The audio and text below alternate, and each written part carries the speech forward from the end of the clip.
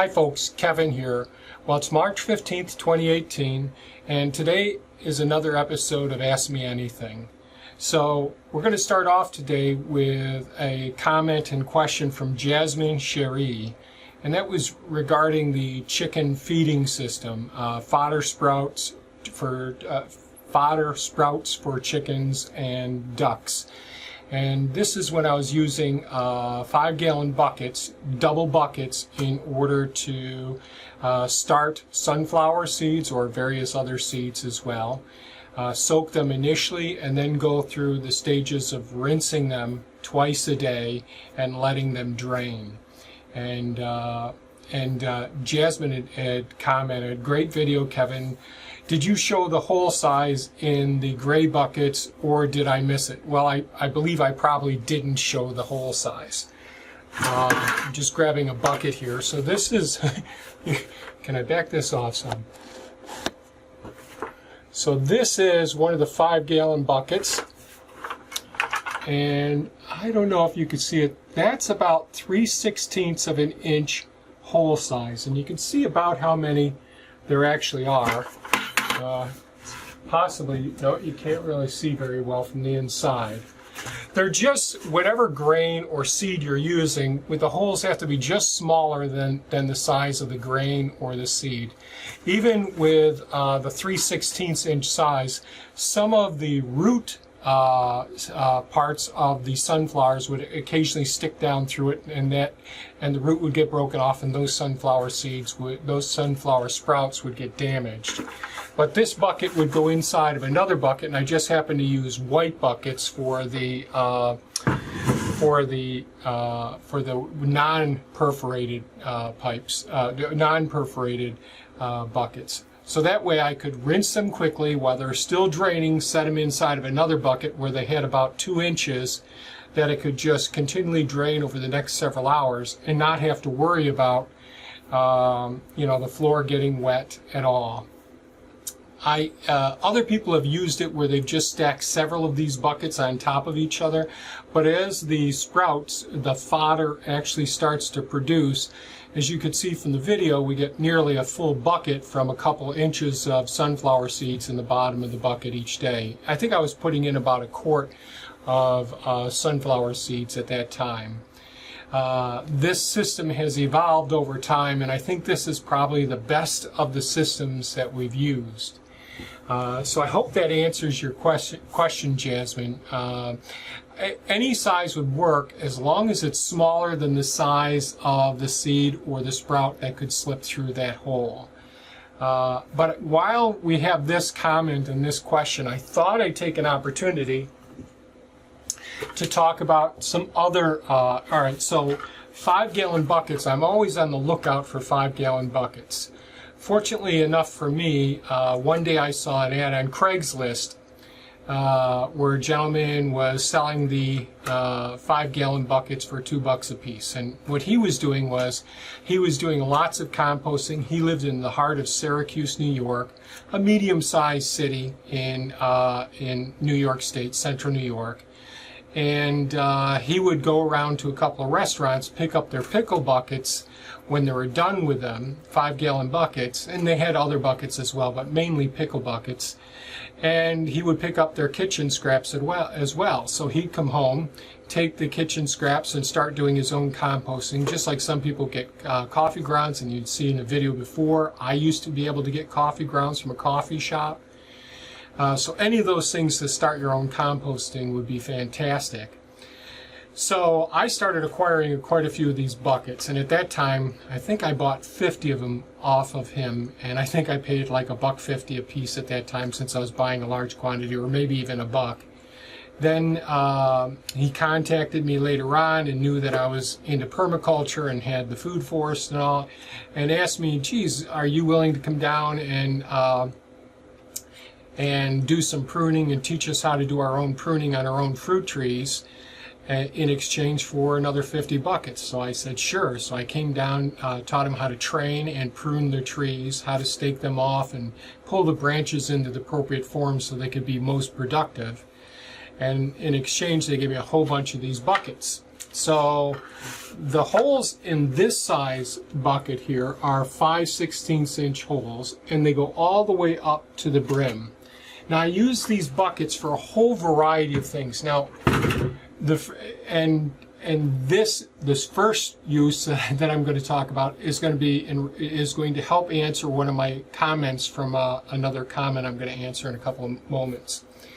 But these 5/16 holes, numerous holes drilled all the way around the circumference, except for the top of the edge and the bottom, allowed me to put these in our permanent raised beds and then take weed matter, vegetable matter, any materials that was easily broken down, fruits and vegetables, those sorts of things.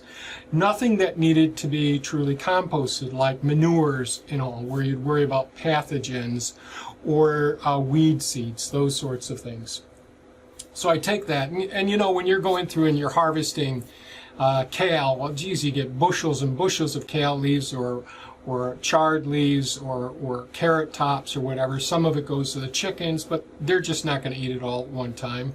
So I would put it right in these buckets in the permanent raised beds. Unfortunately, I wasn't able to keep up with that system. I just got too busy to keep going around and throwing the stuff, taking the lids off of them, putting it in there. The temperature stayed really good. The worms would work their way in, break down the material, and bring it back out into the bed. So it really worked out extremely well. And in our part of the country, it was very important to have permanent raised beds, which because we're in a very cold, temperate, wet climate, those beds wouldn't get too wet, and this wouldn't go anaerobic because the moisture would drain out of the area, and none of the microorganisms or the macroscopic, the earthworms and all, would get damaged, or the red wigglers. So that worked out extremely well. Now, I'm no longer doing that because I just couldn't keep up with that system and all. And I'm sorry if I keep looking to the side because I've just got a new camera, so please bear with me. I'm trying to get used to looking at the lens when I'm talking to you. But what are some other uses for these buckets? Well, I try to keep these out around the various points in our garden throughout the time because we live in a gravel bed, and no matter what, there are stones or pieces of metal that actually come up in the compost or in the beds over time, or that the wood chips are in between the permanent raised beds. So there's things that I pull out. Or when I'm pulling the garden stakes out of the weed mat, I bring these buckets right along with me and dump them in. And there's no big rush to get them out because they're perforated even if it rains in them. So that works really well. So I collect rocks in some of the buckets, some of the fabric stakes that we hold the weed mat down with, and I use it for a whole variety of other things. I hook that right onto my belt when I'm walking around and, let's say, tying off various plants or harvesting some plants as well. And I can take that 5-gallon bucket if I'm way out back in the food forest and put that into Pepe, the four-wheeler machine, and drive it back up front and get near to the washing station or the outdoor kitchen area. So they have come in very handy. The other thing is sometimes I'll just keep filling up the rocks in it, let it get about 1/4 to 1/2, about 1/3 to 1/2 of the capacity of these buckets. And that helps me out because when it comes time to hold down the tarps or weed mats when I'm laying them down, because I'm usually by myself, if I got several of these buckets, besides the sacks that I have, I have those, I'm going to call them nylon sandbags, are typically what they're called, but we fill them with rocks here. And I carry those down around as weights to put on the areas. Well, these got handles on them, and they work pretty well for that as well. So if you have the opportunity to get 5-gallon buckets or various size buckets, they can come in real handy. And having holes in them, well, you can use them for fodder systems. You can use them for not composting, but decomposition of non-pathogenic, non-weed seed materials and put them right into your garden beds. That works out. You can use them so that they're not going to fill up with water out in your gardens when you're putting other materials in them as well. So thanks so much for your comment, Jasmine. It opened up that whole new topic for those buckets that I wanted to share with people. Rich Roll actually responded, commented on, you know, one of the featured creators. Thanks for the kind words, Kevin. So those of you who haven't visited his website or podcast, please do so. It's really a great site. Access for YouTube commented, thank you. I liked the presentation that was on the how to size your solar panel system. That worked out pretty well. 1 second. I got a comment from Michael Starley. He has a he also had some issues with DJI's customer service and all, and I'm not going to go into that this time. I've really had a horrific experience with DJI. I really don't recommend them as a company. I've sent my Phantom 4 in a couple of times. They still sent it back without it being repaired, and it was still only a few months within the purchase, was well within the warranty, when the defect happened where they had a bad battery cell in their battery. So, but what Michael Starley mentioned was, excuse me, I'm going to click read more here. He decided to go ahead and start his own repair service. I really can't recommend his service because I don't know his service, but it's personaldronerepair.com. Personaldronerepair.com. So if you want to check out his site, feel free to do that. I really haven't done anything with him. I'm going to try and do the finished repairs on my Phantom 4 myself. JB from Oz commented, that vacuum seeder looks pretty cool. Thanks for sharing. Yeah, I really like that vacuum seeder. It really cuts down on the time we're spending doing the work around here. Thomas Johns, he commented on the Keyhole garden failure that I posted, I think it was last August. Nice raised bed garden, but other than looking like a Keyhole garden, you missed the important element of center composting bin. Good try though, sorry to hear about your illness. I had mentioned in that video that one of the reasons that the Keyhole gardens got out of hand was because I was laid up in the hospital for a couple of weeks and then post-recovery as well.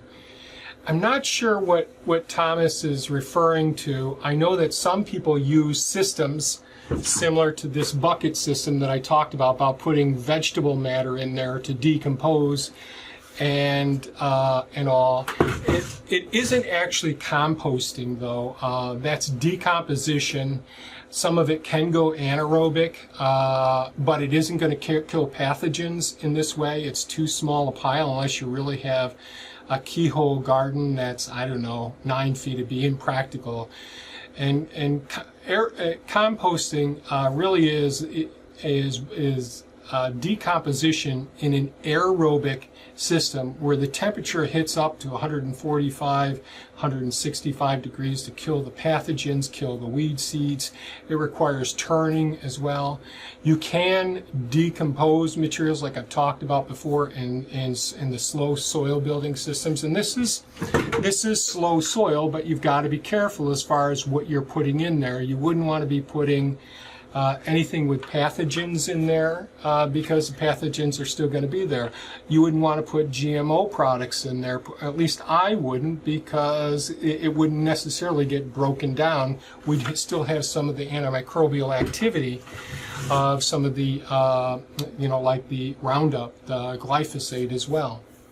So I'd be cautious about calling it composting in the center of a Keyhole garden. And what a Keyhole garden actually is, it's an easily accessible, depending on whatever size. It could be circular, it could be square, it could be rectangular, as long as there's little indentations in it that allow you to, within a comfortable reach, not to put your hands on top of the garden bed, to reach in, do the work you need to do, either planting or transplanting into the bed, weeding, watering, adding compost, mulching, harvesting, any of those things without ever stepping on the bed. So Keyhole means that there's an invagination, a spot where you can walk into and still reach around. So typically the garden bed's in front of you and onto the sides of you as well. So that's what a keyhole garden actually is. It doesn't require any sort of composting at all in the beds. But thanks for the comment, Thomas. I appreciate it. And then Marquetta Graham commented, "Thank you for this. You have a lot of level-headed information." And I think that was in response to farm update, safety questions, composting, cat litter, and cardboard as well, those topics. So, sorry it's been a little while since I've responded to comments and questions thus far. Been a little bit crazy around here, but I really do appreciate members of the community interacting and letting me know what you're thinking and what your thoughts are, ways for me to improve my presentations as well. Well, I thank you so much, folks. If you like this, please give it a thumbs up, subscribe if you haven't subscribed, and certainly share this with anybody that you think could benefit from this information. Thanks so much, folks, and have a great day. Bye-bye now.